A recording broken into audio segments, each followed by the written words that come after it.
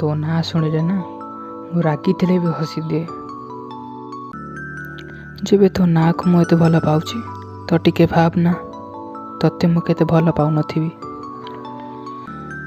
ତୋଠୁ ଦୂରରେ ରହିବାର ମୋର ଆଦତ ନାହିଁ। ତୋ ବିନା ରହିବାକୁ ମୁଁ କେବେ ଚାହେଁନି। ଯେବେ ତୁ ମୋ ସାଥିରେ କଥା ନ ହେଉଛୁ ତ ମୁଁ ନିଜେ କଷ୍ଟ ପାଉଛି। ଜଣା ନାହିଁ କାହିଁ ମୁଁ ତତେ ଏତେ ଭଲ ପାଉଛି।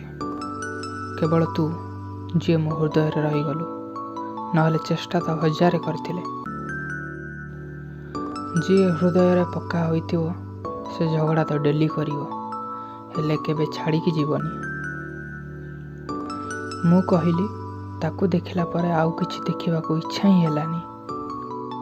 ଅପେକ୍ଷା ତ କେବଳ ସେ କରିପାରିବ ଯାହାର ଭଲ ପାଇବା ସଚ୍ଚା ଥିବ।